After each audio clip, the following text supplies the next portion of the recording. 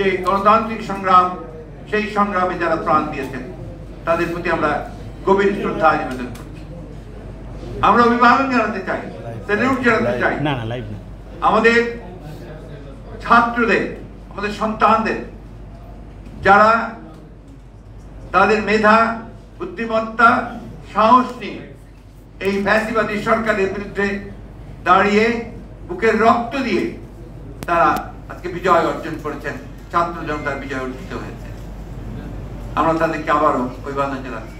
আমরা সকল রাজনৈতিক দল, সকল ব্যক্তি যারা এই সংগ্রামের সঙ্গে জড়িত ছিলেন, আছেন, পেশাজীবী, তাদের সকলকে আন্তরিকভাবে ধন্যবাদ এবং কৃতজ্ঞতা জানাচ্ছি এই আন্দোলনের শরীক হয়ে আজকে বিজয় অর্জন করবার জন্য।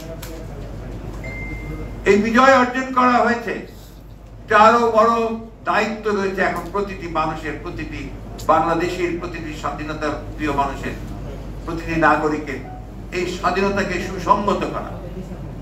সেই স্বাধীনতাকে সুসংগত করা তখনই সম্ভব হবে যখন আমরা গণতান্ত্রিক প্রতিষ্ঠানগুলোকে প্রতিষ্ঠিত করতে পারবো, তাদের প্রাতিষ্ঠানিক রূপ দিতে পারবো। আর সেই জন্যই আজকে সবচেয়ে বেশি যেটা প্রয়োজন সেটা হচ্ছে ধৈর্য, সংযম এবং পরমত সহিষ্ণুতার জন্য নিজেকে তৈরি করা। আপনাদের কাছে অনুরোধ করব যে আজকে আপনাদের মাধ্যমে আমি এই বার্তা আমরা সারা দেশবাসীর কাছে পৌঁছে দিতে চাই যে এখন অ্যারোগেন্স, ভেঞ্জেন্স এগুলোর কোনো স্থান নেই। আপনার স্থান নেই কোনো প্রতিহিংসা বা প্রতিশোধ গ্রহণের। এখন যেটা প্রয়োজন, ধৈর্যের সঙ্গে পরিস্থিতি মোকাবেলা করে জনগণকে সংহত করে আপনার এই অর্জিত স্বাধীনতাকে সংহত করা, সুসংহত করা।